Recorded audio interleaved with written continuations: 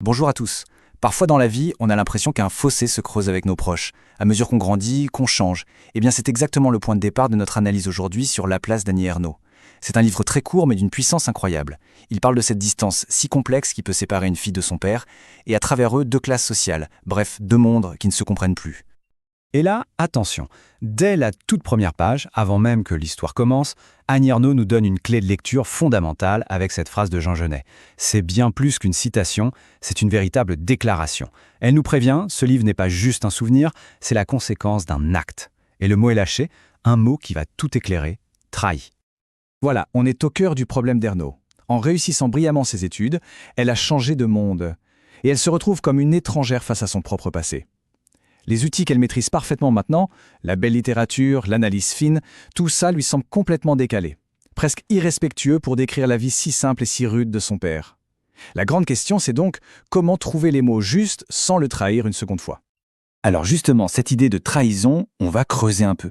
Parce que pour Annie Ernaux, ce n'est pas juste un mot en l'air, c'est un sentiment profond, une culpabilité qui va être le véritable moteur de toute son écriture. La lucidité de cette phrase est assez incroyable, vous ne trouvez pas ? Le monde intellectuel, celui des livres et des études qu'elle a réussi à intégrer, c'est précisément celui qui, de haut, méprisait le monde de son père. Alors, en adoptant les codes, le langage, les manières de cette nouvelle classe, elle a ce sentiment terrible d'avoir changé de camp, d'avoir coupé les ponts avec ses propres racines.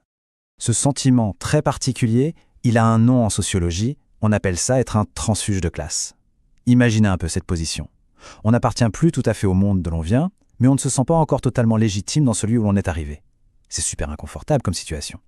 Et c'est justement ce conflit intérieur, ce tiraillement permanent, qui va devenir la matière première de toute l'œuvre d'Annie Ernaux. Bon, on a beaucoup parlé de l'auteur, de sa culpabilité, mais le livre, La place, de quoi il parle au juste ? Eh bien, il raconte une vie simple, celle de son père. L'histoire d'un homme dont l'existence n'a pas été guidée par ses envies ou ses rêves, mais dictée en permanence par la nécessité. Faire ce qu'il faut, pas ce qu'on veut. Regardez bien ce tableau, il est super parlant. Il met en opposition les deux univers. D'un côté, celui du père, un monde concret, celui du travail manuel, du patois, où chaque décision est prise par nécessité, et de l'autre, le monde de la fille, celui des études, du langage soutenu, des choix culturels. La distance qui les sépare, ce n'est pas juste une question de génération, c'est un véritable abîme social et culturel. Et cette phrase-là, c'est un peu la devise de tout ce monde. C'est le conseil, ou plutôt l'ordre, qu'elle a entendu toute son enfance. Une sorte de loi. Restez humble. Rester à sa place, ne pas désirer plus que ce que la vie nous a donné. Et ce qui est fou, c'est que toute la trajectoire de leur fille, son ascension sociale, est la négation parfaite de ce principe. Du coup, face à ce fossé et avec cette peur constante de trahir, Ernaux se retrouve face à un mur, un vrai problème d'écrivain. Comment on fait pour écrire ça ? Est-ce qu'on peut utiliser la forme classique du roman, avec ses belles phrases, ses effets de style ? Pour elle, ce serait la trahison ultime. Et là, on touche au cœur du problème. Est-ce que l'art, avec tout ce qu'il a de sophistiqué, n'est pas finalement un luxe ou pire, un mensonge, quand on veut raconter une vie de pure nécessité ? Pour elle, transformer le quotidien difficile de son père en une histoire passionnante ou émouvante, ce serait tout simplement mentir. Elle refuse donc ce qu'elle appelle la poésie du souvenir. En gros, pas question d'enjoliver, de rendre les choses plus belles ou plus nobles qu'elles ne l'étaient. Pour elle, toutes ces approches, très courantes en autobiographie, seraient malhonnêtes. Ce serait comme plaquer un regard de bourgeois sur une vie qui n'avait rien, mais alors rien de bourgeois. Alors comment faire ? Eh bien, sa solution est radicale et complètement nouvelle pour l'époque. Elle invente son propre style, l'écriture plate. Elle dit que c'est le style qu'elle utilisait, instinctivement, pour écrire des lettres à ses parents. Des nouvelles, des faits, sans aucune fioriture. C'est une écriture qui se veut à la hauteur de son sujet, simple, directe, factuelle. Mais attention, plate, ça ne veut absolument pas dire que c'est simpliste ou sans intérêt. Au contraire, c'est une méthode hyper rigoureuse. En décrivant les faits, les gestes, les paroles de la manière la plus neutre possible, elle laisse le lecteur faire le travail. L'émotion n'est pas servie sur un plateau, elle naît de cette description brute. C'est presque une démarche de sociologue, observer et retranscrire sans juger. De toutes les distances qui la séparent de son père, il y en a une qui est plus douloureuse, plus concrète que les autres. C'est celle de la langue. Les mots. Cette citation, elle est terrible, mais elle résume tout. Ce n'est pas l'argent qui a créé de plus de conflits ou de douleurs, ce sont les mots. La façon de parler devient la preuve visible, la cicatrice de cette fracture sociale qui s'opère au cœur même de la famille.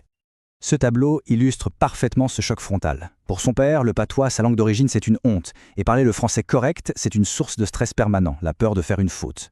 Pour la fille, à l'école, ce même patois devient un objet de curiosité un peu folklorique, et le bon français devient sa langue naturelle, un outil de pouvoir.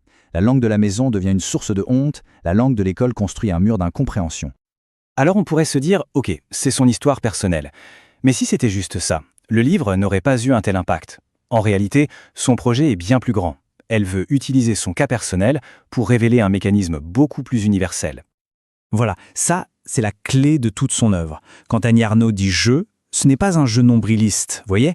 C'est un jeu qui sert de porte-voix à tous ceux qui ont vécu ce déracinement, à tous les transfuges de classe. C'est comme ça qu'elle réussit à transformer son histoire la plus intime en une véritable analyse de la société. Et pour vraiment comprendre ça, il y a un concept super important d'un sociologue qui s'appelle Pierre Bourdieu, le capital culturel. Qu'est-ce que c'est? C'est une sorte d'héritage, mais qui n'est pas de l'argent. C'est la culture, la façon de parler, les livres à la maison, tout ce bagage qu'on reçoit de sa famille sans même s'en rendre compte. Le problème, c'est que l'école valorise énormément ce capital-là. Du coup, les enfants qui le possèdent déjà partent avec une longueur d'avance. Les autres, comme Annie Ernaux, doivent l'acquérir seuls, et c'est souvent ce processus qui crée la rupture avec leur monde d'origine.